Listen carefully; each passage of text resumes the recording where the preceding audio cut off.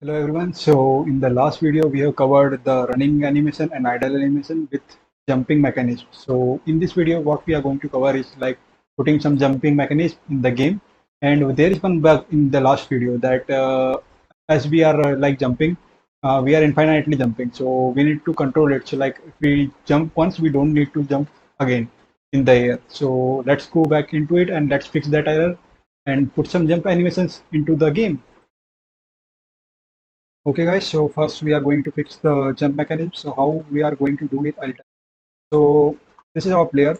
Right now, as you can see, let it run first. Okay, so now you can see our player is moving in action, a positive action minus negative X direction. And as we jump, we can jump infinitely. So we need to know that how to stop jumping infinitely. So to do that, what actually we can do is like we can create a circle here, so which is going to be collided with the platform. So if it is colliding with the platform, then it will return a boolean variable which is like true. So we can get to know that our player is on the ground. So when we will jump in the air, that circle will be in the air. So if it is in the air, it will give a boolean of false. So what does that mean is like our player is in the air. So it will giving us a false boolean variable. So first we need to fix this thing. It can be do by coding only. So Unity Physics engine provides this thing. So how we are going to achieve this, I'll tell you first. Okay, the first thing is like the people who are new here, I'll tell you the code, what this code is doing. This is just like a horizontal axis. I'm storing in a float variable so that player can move. And then I have stored in a new vector variable like xyz. The x value is a horizontal minus x positive x. So this float variable is going to execute it here. After that, I have multiplied it with the move speed. So this vector is my multiplied with the by a magnitude, and after that, I'm changing its value here. So if I press X like on D button on my keyboard, so it will go into right direction, which is like positive value. So it will go into right direction. If I press A, then it will go to negative value. That will mean left side direction. And after that, I just normal thing like if the direction is greater than 0, then it will like shift the sprite in the extra left direction. And if it is less than 0, then it will shift the sprite into right direction. The normal stuff is there. And after some animation components are there, which I already discussed in the previous video, so you can go and check it out. So first thing which we are going to know is like when we are jumping, this is the jumping input.get button jump. When we'll press the space button, it is going to be jump. So we need to stop it. It is infinitely jumping. So first we need to declare is a one boolean variable here. I'm going to name it as is grounded. You can name whatever you want. So if this is, I'll put a if loop here. If player is grounded, then and only I want player to jump. So I'll put my code here. It is just like rigid body. I'm adding some force here, and the force mode kind of is impulse. So if the player is grounded, then only my player is going to jump. Otherwise, my player is not going to jump. But how we are going to know that our player is grounded? This is the main thing. So Unity Physics Engine is already providing one better solution here. So first take that variable is grounded, that boolean variable, and assign it as a physics 2D. Here we are going to create a circle. So at the position here, at this position, I'm going to create a circle, which is going to give a boolean value, which is true or false. So how to create this circle? Physics.2D overlap circle. You will find in the bottom somewhere. Overlap circle. Now this function needs some components. So what are the components? Vector point. At what point you want to create the circle, and the radius of that circle. So at what point we need to create the circle? We need to define it first here. So we will create a public transform. Sorry. Oh, okay. Public transform. What we are going to name it is as a ground check pos. Ground check position actually. So I'm just writing it pos because I'm lazy. Okay. So ground check pos dot position. And what is the next component we want is the radius. So we will going to put a radius which should be where it should we can vary. So we will define it as a public float value radius of circle.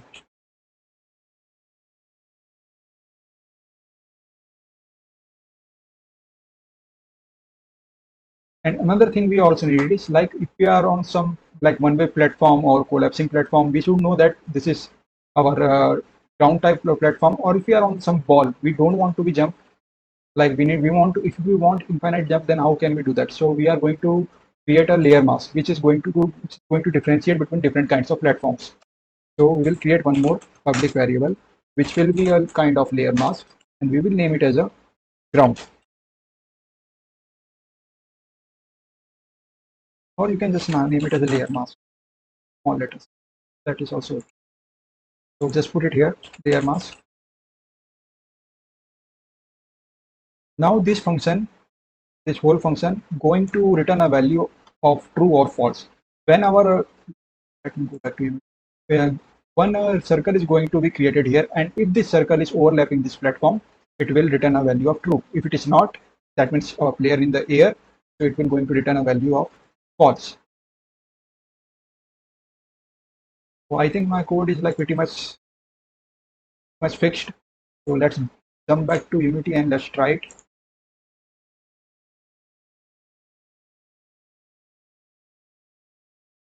So after saving, you come here, player controller in inspector window. You will find ground check pause. Here we need to give a transform component, and another is the radius, and the last one is the layer mask. So for layer mask, just go to your platform. Here my platform is this one. Go to the platform, and I already assigned it as a ground. But if you don't find this ground, you can go to the add layer here, and you can just type it here like ground. I have already typed, so I don't want to do that again. But you can just write it here ground.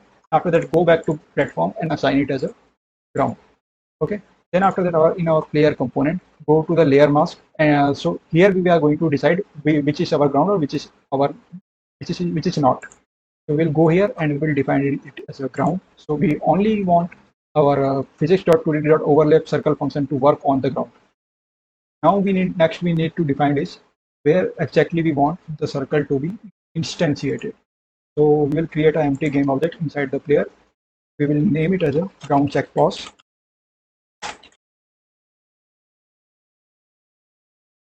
Just drag it down near to his feet. Pretty much okay. Go back to player component and just drag this ground check pause to ground check pause window. That's it. Now just need to define radius. I'll take it as a 0.5. 0.5, I think it is good. Now let's run it. Okay. Now I'll jump once. I press more than once, it is not going to jump.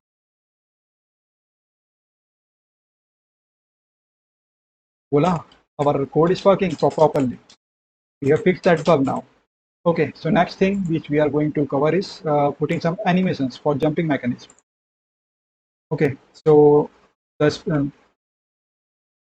I have already provided these sprites in the description window in the last project, so you can download it from there.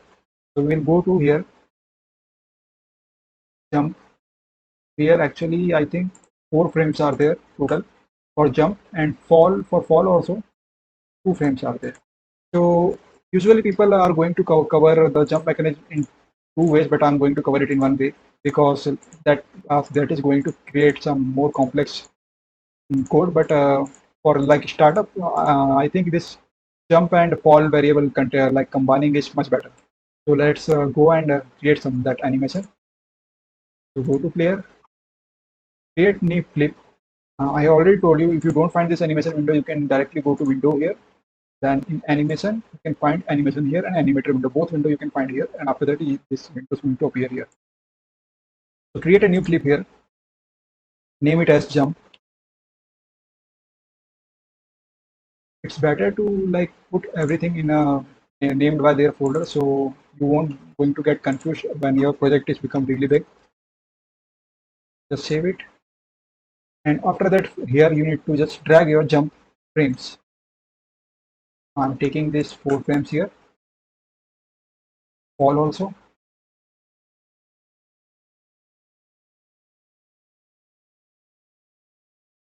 Let's see how our player is going to while he's jumping.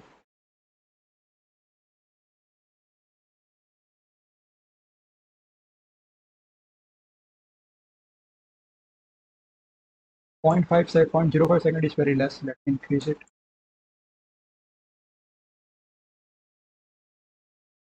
This also looks like really fast. You can just customize it as you want in your project. I think this looks pretty good. Okay, this is okay, I think. Let's go back to animator window here and just drag it here. So from idle situation to jump situation or walk to jump. If player is in idle situation, we want you press the space button, it need to be jump. If it is walking and then we suddenly press the space button, then from walk also we need to just go back to the jump variable. So how we are going to do that? As I have told you in the last video, just right click on the idle, make transition to jump, and then press on the jump, right click and make transition again back to idle, because if we go to jump then we need to come back to idle. Same thing with the walk,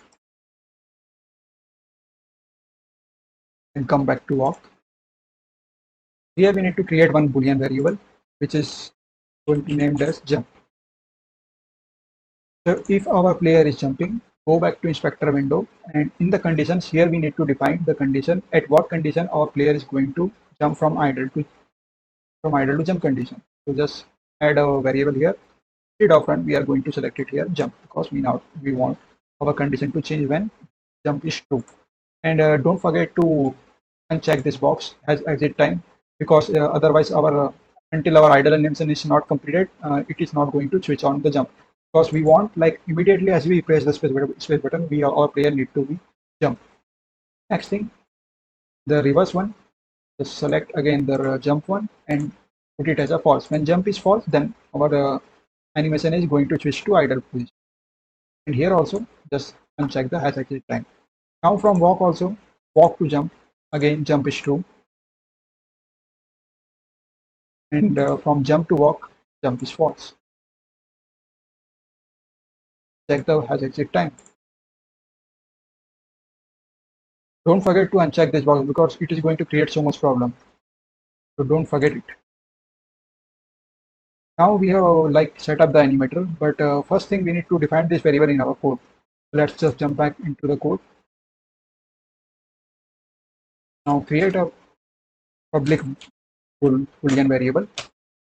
You can make it as a private also, no problem.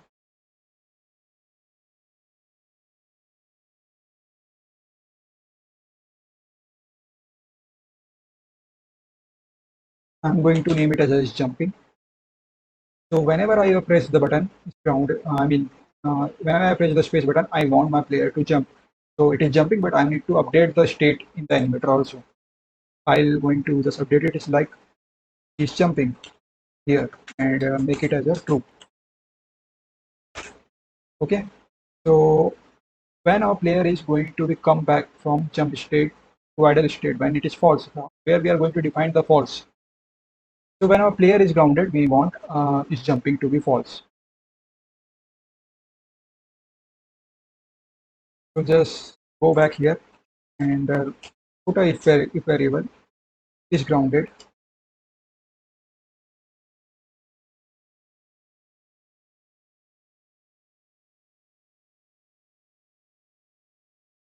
That is it's false.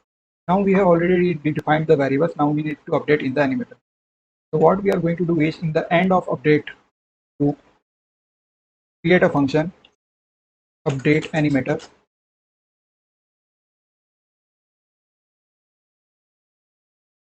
Right click on it in quick actions and refactoring and generate this method.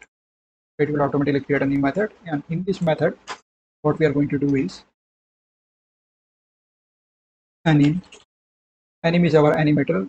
The people who are named here, I'll tell that I already defined it as a get component animator. It will go to the inspector window and find the animator component, and it will define it as a anim. Now anim dot set bool, because we are using bool, so I'm using the set bool. Now the string of that bool variable is jump. The spelling should be capital or small. Everything should be same like here. Just copy it. The best option is to copy from here and paste it here. After that, which variable is going to attach with this one? So our jumping variable.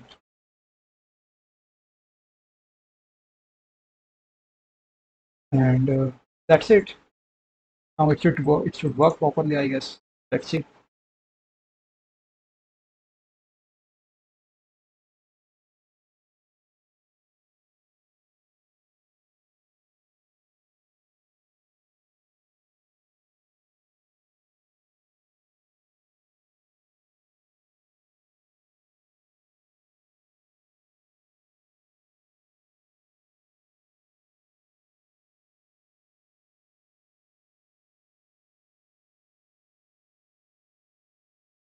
Let's play the game and check if it is working or not.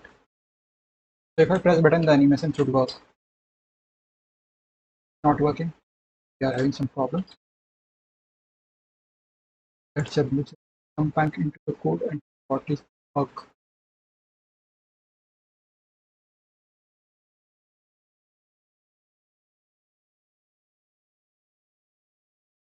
I think I got it. We should not keep it here. Get another function here. I mean, if loop here, if is grounded,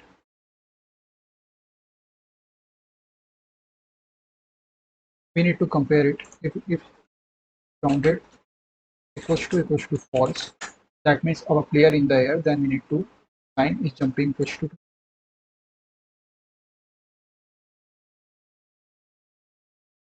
Writing this long code, you can just write it like this also. That this well, including this thing, same as the before, like comparing it to false. So now I think it should work.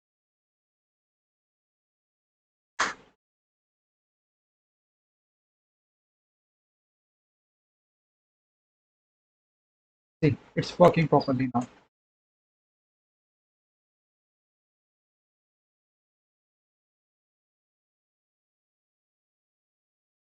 But it is like looping, which I actually don't want. So just go back to the animation folder, go to the jump, and loop time in it uncheck so that it is not going to be repeating again and again. And here also we just want, like as you can see here, it is taking some time to go to the jump state. I don't want that one also. So what I actually do is the transition time, I'll reduce it. Now it should go to the jump state immediately.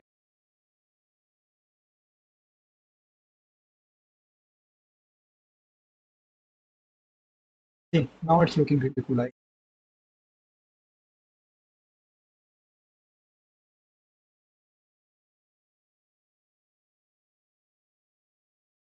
okay guys, for this video, I think this video is already too long. In the next video, we are going to cover some crouch and double jump mechanism. So stay tuned until the next video will write up on the internet again on the YouTube.